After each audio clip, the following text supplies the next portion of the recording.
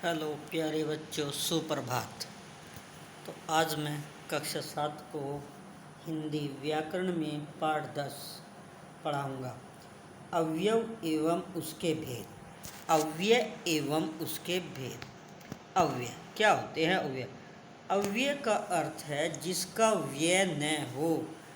ए जमा व्यय दो शब्दों से मिलकर बना है। ए जमा व्यय, ए माने नहीं, व्यय माने खर्च होना। अच्छा, अर्थात जिसका व्यय न हो, जिसका कोई खर्च न हो, अर्थात जिसमें कोई बदलाव या परिवर्तन न हो। तो अव्यय का अर्थ है जिसका व्यय न हो, अर्थात जिसमें किसी प्रकार का परिवर्तन न हो। इस दृष्टि से अव्यय वे शब्द हैं जो लिंग, वचन, कारक, काल आदि के कारण परिवर्तित नहीं होते। ये सदा अपने मूल रूप में बने रहते हैं। इनमें कोई विकार या विकार कमी या परिवर्तन उत्पन्न नहीं होता, अतः इन्हें अविकारी शब्द भी कहते हैं। अव्यय या अविकारी शब्द एक ही होते हैं, जैसे कहाँ, कब, और, लेकिन, धीरे, आहा, वाह आदि। हम इन शब्दों में परिवर्तन नहीं कर सकते। कहाँ का कहीं नहीं लिख सकते, कब का कबा नहीं लिख सकते, कबे नहीं लिख सकते, और का कुछ और नहीं, लेकिन का लोकिन नहीं लिख सकते, धीरे का धूरो नहीं लिख सकते। तो ये सब जो होते हैं जिनमें कोई परिवर्तन नहीं होता। तो क्या हुआ? अव्यय का अर्थ जिसका व्यय न हो, अर्थात जिसमें किसी प्रकार का परिवर्तन न हो। काहे के कारण? लिंग, वचन, कारक, काल आदि के कारण कोई परिवर्तन न हो। तो ये सदा अपने मूल रूप में बने रहते हैं, जैसे है ऐसे ही रहते हैं। इनमें कोई विकार उत्पन्न नहीं होता, अतः इन्हें अविकारी शब्द भी कहते हैं, जैसे कहाँ, कब, और, लेकिन, धीरे, आहा, वाह आदि। अब आते हैं अव्यय के भेद। अव्यय के भेद। अव्यय के 5 मुख्य भेद हैं। अव्यय के 5 मुख्य या 5 प्रमुख भेद हैं। क्रिया विशेषण, संबंध बोधक, समुच्चय बोधक, विस्मयादि बोधक तथा निपात।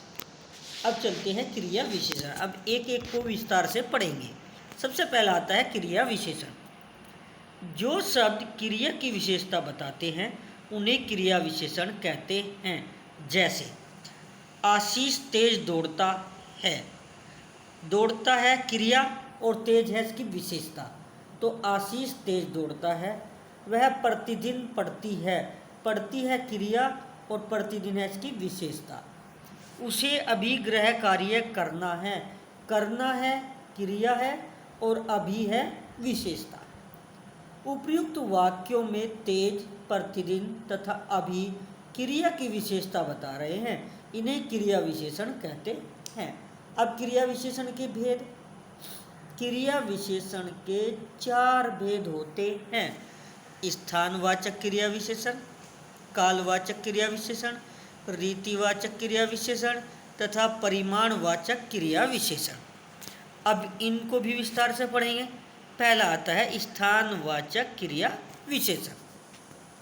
वे शब्द जो क्रिया के होने के स्थान का बोध कराते हैं अथवा क्रिया की स्थान संबंधी विशेषता प्रकट करते हैं, स्थानवाचक क्रिया विशेषण कहलाते हैं। जैसे कृपया अंदर आइए, आप यहाँ बैठिए। तो यहाँ स्थान के लिए इशारा किया गया है।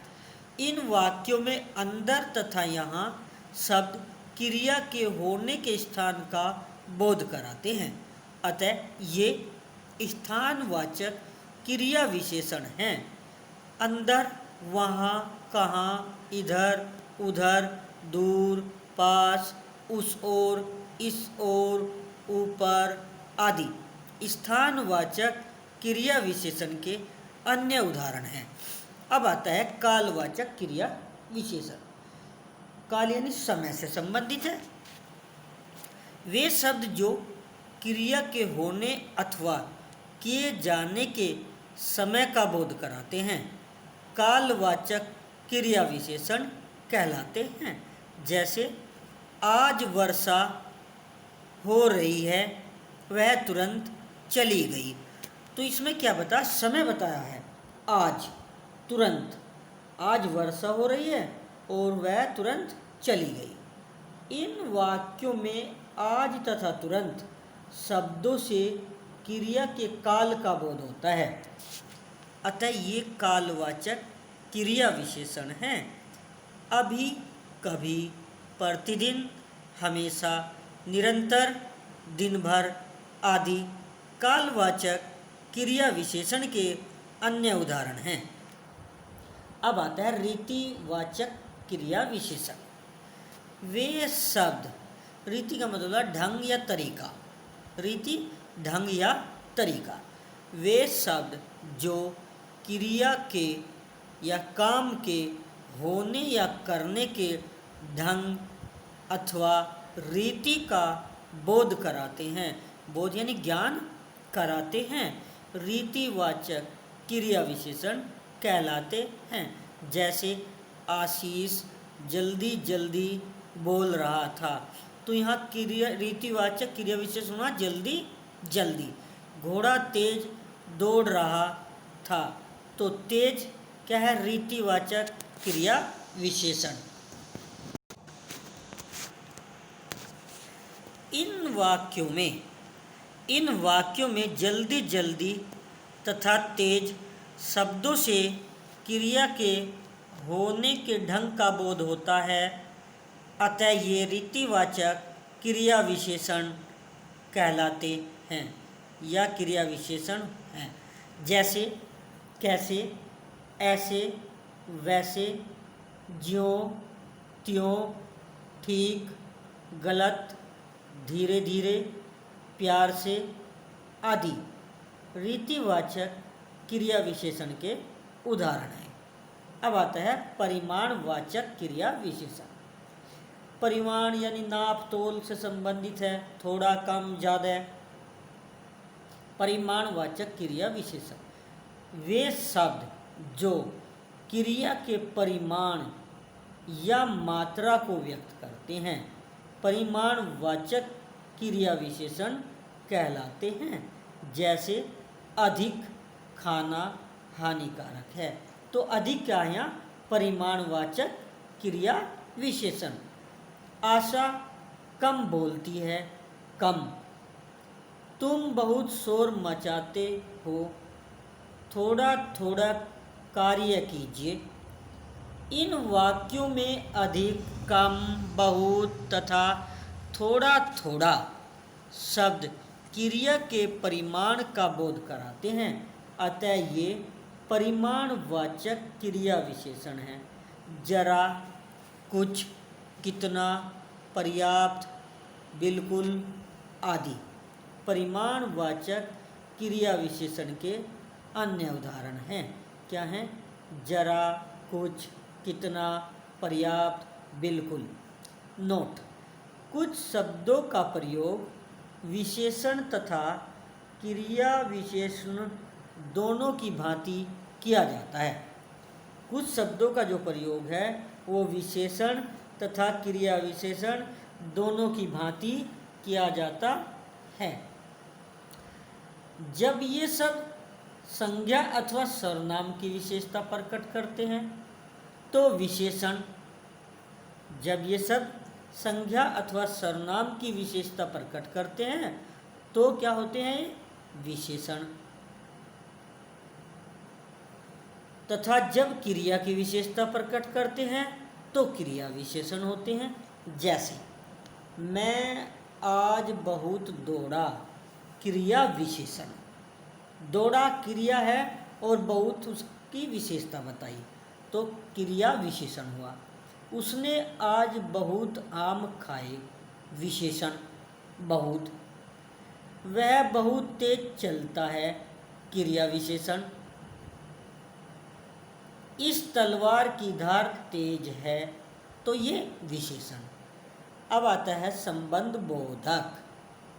क्या आता है? संबंध बोधक। वे शब्द जो संज्ञा अथवा सर्वनाम शब्दों के साथ आकर उनका संबंध वाक्य के अन्य शब्दों से बताते हैं उन्हें संबंध बोधक कहते हैं। एक बार फिर सुनिए, वे शब्द जो संज्ञा अथवा सर्वनाम शब्दों के साथ आकर उनका संबंध वाक्य के अन्य शब्दों से बताते हैं उन्हें संबंध बोधक कहते हैं। जैसे वह आपके साथ बाजार गया, तुम पेन के बिना कैसे लिख पाओगे, आशीष और दिव्या विद्यालय जाते हैं, मेज के नीचे बिल्ली है। इन वाक्यों में साथ, बिना और नीचे शब्द संज्ञा अथवा सर्वनाम शब्दों के साथ उनका संबंध वाक्य के अन्य शब्दों से व्यक्त करते हैं। ये संबंध बोधक कहलाते हैं। अब आता है संबंध बोधक के भेद। अर्थ के अनुसार संबंध बोधक के 8 भेद होते हैं। अर्थ के अनुसार संबंध बोधक के 8 भेद होते हैं। कालवाचक, स्थानवाचक, हेतुवाचक, साधनवाचक, दिशावाचक, समतावाचक, विरोधवाचक तथा व्यापकता वाचक। तो ये 8 भेद हुए। सबसे पहला है कालवाचक संबंध बोधक। समय का बोध कराने वाले शब्द कालवाचक संबंध बोधक कहलाते हैं। कहीं का समय का जो बोध कराते हैं, समय का जो ज्ञान कराते हैं, वे होते हैं कालवाचक संबंध बोधक। जैसे के बाद, के पहले, के आगे, के पीछे, के पूर्व आदि। इसके बाद आता है स्थानवाचक संबंध बोधक। स्थान से संबंधित स्थान का बोध कराने वाले शब्द स्थानवाचक संबंध बोधक कहलाते हैं। यहाँ के अंदर, के पास आदि। हेतुवाचक संबंध बोधक। हेतु यानी कारण का बोध कराने वाले शब्द हेतुवाचक संबंध बोधक कहलाते हैं। यानी हेतु कारण का बोध कराने वाले जो शब्द होते हैं वे हेतुवाचक संबंध बोधक कहलाते हैं। जैसे के लिए, के कारण आदि। अब है साधनवाचक संबंध बोधक। साधन का बोध कराने वाले शब्द साधन का बोध कराने वाले शब्द साधनवाचक संबंध बोधक कहलाते हैं। जैसे के, हाथ, द्वारा आदि। के, हाथ, द्वारा आदि। क्या हुआ? के आगे चलते हैं अब आता है दिशावाचक संबंध बोधक। दिशा का बोध कराने वाले शब्द दिशावाचक संबंध बोधक कहलाते हैं। जैसे की तरफ, की ओर, के पास आदि। समतावाचक संबंध बोधक। समता यानी समानता का बोध कराने वाले शब्द समतावाचक संबंध बोधक कहलाते हैं। जैसे के अनुसार, के समान, के सदृश आदि। अब आता है विरोधवाचक संबंध बोधक। विरोध का बोध कराने वाले शब्द विरोधवाचक संबंध बोधक कहलाते हैं। जैसे के प्रतिकूल, के विरुद्ध आदि, के विपरीत आदि। व्यापकतावाचक संबंध बोधक। व्यापकता का बोध कराने वाले शब्द व्यापकतावाचक संबंध बोधक कहलाते हैं। जैसे से लेकर तक, पर्याप्त, पर्यटन आदि। से लेकर तक, पर्यटन आदि। नोट: कुछ शब्दों का प्रयोग क्रिया विशेषण तथा संबंध बोधक दोनों की भांति किया जाता है, जैसे पहले, यहाँ, अंदर आदि। पहले, यहाँ, अंदर आदि। नोट आगे। इन शब्दों का प्रयोग जब संज्ञा अथवा सर्वनाम के साथ किया जाता है तो ये संबंध बोधक होते हैं, तथा जब ये क्रिया की विशेषता बताते हैं तब ये क्रिया विशेषण होते हैं। जैसे वह यहाँ नहीं आया, तो क्या हुआ? क्रिया विशेषण। वह यहाँ नहीं आया, क्रिया विशेषण। वह राम के यहाँ ठहरा, संबंध बोधक। अंदर जाइए, क्रिया विशेषण। दुकान के अंदर जाइए, संबंध बोधक। अब आता है समुच्चय बोधक। वे शब्द जो दो अथवा दो से अधिक शब्दों, वाक्यों अथवा वाक्यांशों को जोड़ते हैं उन्हें समुच्चय बोधक कहते हैं। वे शब्द जो दो अथवा दो से अधिक शब्दों, वाक्यांशों अथवा वाक्यों को जोड़ते हैं उन्हें समुच्चय बोधक कहते हैं। जैसे और, तथा, एवं, अन्यथा, परंतु, किंतु, क्योंकि आदि समुच्चय बोधक के उदाहरण है। नीचे दिए गए वाक्यों को ध्यानपूर्वक पढ़िए। दिव्या और शिल्पा बाजार गई। उसने चाय तो पी ली परंतु खाना नहीं खाया। संभल कर चलो अन्यथा गिर जाओगे। यदि मेहनत से पढ़ोगे तो अवश्य पास हो जाओगे। इन वाक्यों में और, परंतु, अन्यथा तथा तो शब्द दो शब्दों, वाक्यों अथवा उपवाक्यों को जोड़ते हैं। इन्हें समुच्चय बोधक कहते हैं। समुच्चय बोधक के भेद। समुच्चय बोधक के 3 भेद हैं: संयोजक, विकल्प सूचक तथा विभाजक। संयोजक, जोड़ना। ये वे समुच्चय बोधक शब्द होते हैं जो दो शब्दों अथवा वाक्यों को जोड़ने का कार्य करते हैं। संयोजक होता है जोड़। ये वे समुच्चय बोधक होते हैं जो दो शब्दों अथवा वाक्यों को जोड़ने का कार्य करते हैं। जैसे राम और लक्ष्मण बहुत वीर योद्धा थे।